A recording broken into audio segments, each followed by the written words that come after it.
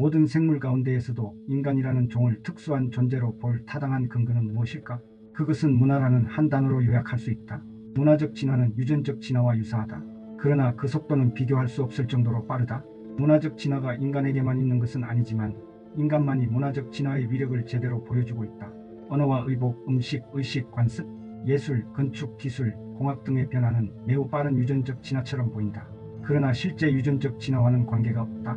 유전적으로 안정된 기간과 기간 사이에 진화의 큰 변화가 갑작스레 일어나듯이 문화적 진화도 어느 시기에 폭발적으로 일어났다. 인간의 진화를 논하려면 유전자만이 진화의 기초라는 입장을 버려야 한다. 나는 다윈주의가 유전자라는 좁은 문맥에 국한되기에는 너무나 큰 이론이라 생각한다.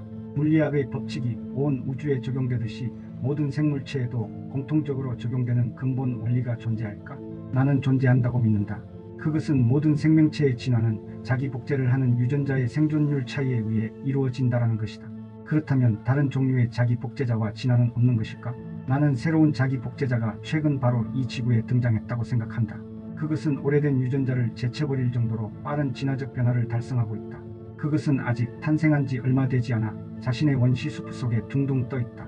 새로이 등장한 원시 수프는 인간의 문화이다. 자기 복제자는 문화 전달 또는 모방의 단위이다.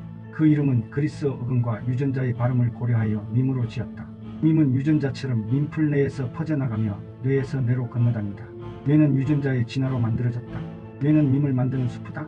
밈의 진화는 자연선택과 유사하다. 유전자와 마찬가지로 장수, 다산, 그리고 복제의 정확성에 따라 생존 가치가 결정된다. 예를 들면 내 머릿속의 올드랭사인의 사본이나 내가 가지고 있는 스코틀랜드 학생 가곡집은 내가 생존하는 동안만 존재할 것이다. 그러나 이 노래의 사본은 종이에 인쇄되고 사람들의 머릿속에 남아 수백 년 이상 생존할 것이다. 밈 중에는 유행가와 같이 한때 성공하지만 밈풀 속에 잠깐 머무는 것도 있고 유대교 율법과 같이 수천 년 이상 계속 퍼져나가는 것도 있다. 밈의 성공 조건에서 복제의 정확성은 언뜻 보기에 맞지 않는 것처럼 보인다. 즉 누군가에게 어떤 정보를 전하는 과정에서는 어느 정도 그 내용이 변질되기 마련이기 때문이다. 하지만 이런 부분에서도 유전자와의 유사성은 여전히 존재한다. 예를 들면 인간의 키나 피부색과 같은 형질들이 유전되면서 나뉘고 섞이는 것과 비슷한 것이다. 밈의 단위는 어떻게 정의할 것인가? 예를 들어보자. 다윈의 이론을 A와 B로 나누어 어떤 사람은 A를 믿지만 B는 안 믿고 다른 사람은 B는 믿지만 A를 안 믿는다면 A와 B는 서로 다른 밈으로 간주되어야 할 것이다. 그러나 A를 믿는 사람이 대개 B도 믿는다면, 즉 유전학 용어로 밀접하게 연관되어 있다면 하나의 밈으로 보는 것이 타당하다. 밈과 유전자의 유사성을 찾아보자. 유전자는 대립 유전자와 경쟁하지만 밈은 경쟁할 대립 유전자가 없는 듯하다. 그렇다 하더라도 밈은 경쟁한다. 밈과 밈은 시간을 두고 경쟁한다. 즉 한 밈이 어떤 사람의 뇌 집중력을 독점한다면 경쟁자 밈은 희생될 수밖에 없다.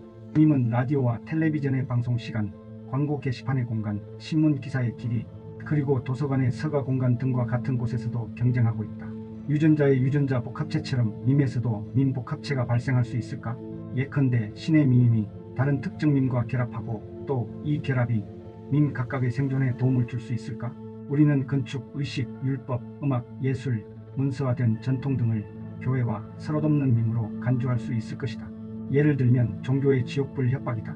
이는 종교 율법을 따르지 않으면 사후에 말할 수 없는 고통을 겪게 된다는 매우 효과적인 설득 기술이다. 지옥불이라는 아이디어는 그 자체로 강렬한 심리적 충격을 주는 불멸의 존재다. 그것이 신의 밈과 엮이는 것은 밈풀 속에서 서로의 생존을 강화하기 때문이다. 믿음도 종교라는 밈 복합체의 또 다른 구성 요소다. 어떤 사도들은 증거가 없어도 심지어 증거를 무시하면서까지 믿는 것이야말로 본받을 일이라고 치켜세운다. 이런 맹신이라는 밈은 이성적인 물음을 꺾어버림으로써 불멸의 존재가 되는 것이다. 나아가 다른 신을 믿거나 다른 의식을 치르는 것만으로도 십자가에 매달거나 화형을 시키거나 십자군의 검으로 찌른다. 심지어 베이루트 노상에서 사살하거나 벨파스트 술집에서 폭탄을 날려버린다. 이 맹신의 밈은 특유의 잔인한 방법으로 번식해 나간다. 애국적 맹신이나 정치적 맹신도 마찬가지다. 밈과 유전자는 종종 서로 보강하거나 대립하기도 한다. 예컨대 독신주의는 유전되는 것이 아니다. 사회성 곤충과 같은 특수한 경우를 제외하면 독신주의를 발현하는 유전자는 실패하게 되어 있다. 그러나 독신주의는 종교적 밈들이 만들어내는 거대한 복합체의 작은 일부분으로 생존하고 있다. 이것은 성직자로부터 아직 인생의 목표를 정하지 않은 소년들에게 전해진다.